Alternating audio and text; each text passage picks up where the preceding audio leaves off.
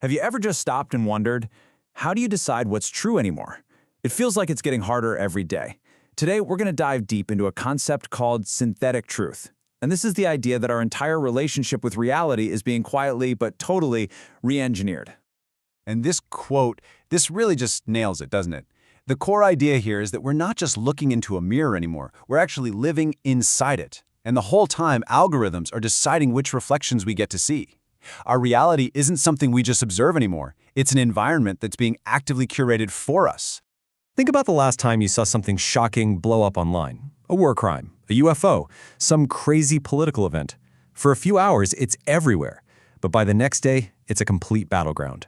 Some people are convinced it's absolute proof. Others scream deepfake. And for most of us, it just kind of vanishes into the noise. That shared state of confusion, that's the key symptom of the age we're living in. And that feeling, that widespread confusion, leads us straight into our first section, Truth in the Fractured Mirror. We're going to explore what happens when truth is no longer something we discover together, but something that is manufactured, packaged, and served up to us one person at a time. So, what is synthetic truth exactly? Well, it's not a simple lie. Oh no, it's much more subtle than that. First, it's plausible. It feels like it could be true. Second, it's personalized. It's been tailored specifically to what you already believe. And finally, it's inescapable. And because of that, it slowly but surely replaces our shared, common reality with whatever it takes to keep us glued to our screens. I mean, look at this. This really puts our moment into perspective, right? For centuries, truth was anchored to something bigger than us. Divine revelation, scientific proof, or journalists all witnessing the same event. But look at where we are now. The anchor has completely shifted. It's moved from all these external things to the internal logic of algorithms. Truth is now basically decided by whatever circulates the fastest. Okay, so if truth is now determined by what circulates, the next question is, who controls the circulation? And this brings us to our second big idea, the algorithmic priesthood. These are the new, completely unseen gatekeepers of our reality. Think about it.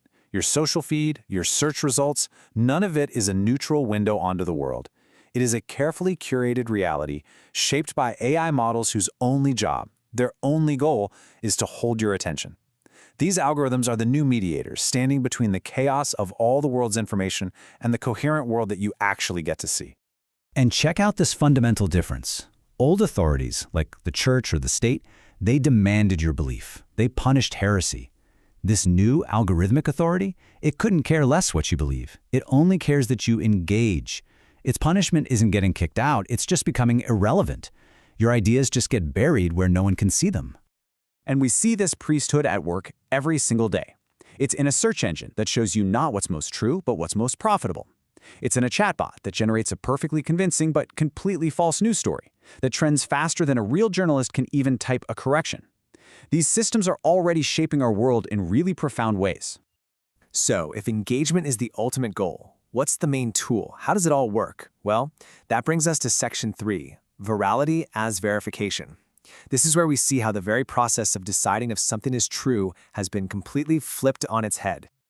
This right here, this is the crucial shift. We've moved from a world where truth took slow, difficult work, verification, evidence, witnesses, logical arguments, to a world where truth is simply a function of speed and popularity. The like button is the new argument. The metric is the new witness. It really all boils down to this. A claim's credibility today is measured by the speed of its replication. In this kind of ecosystem, a lie that moves fast can become true before the actual truth even has a chance to put its shoes on. Credibility isn't about substance anymore. It's about velocity. So, what are the consequences of all this? This is where it gets really serious. What we're witnessing is nothing less than the end of shared reality.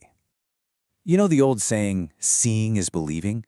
It's dead. With synthetic media, any audio, any video can be faked so convincingly. The source material talks about a mother who gets a deep-faked call from her son's voice begging for ransom money.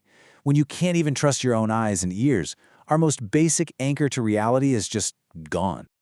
So that common ground where we used to debate and build consensus, the public square, it's shattered.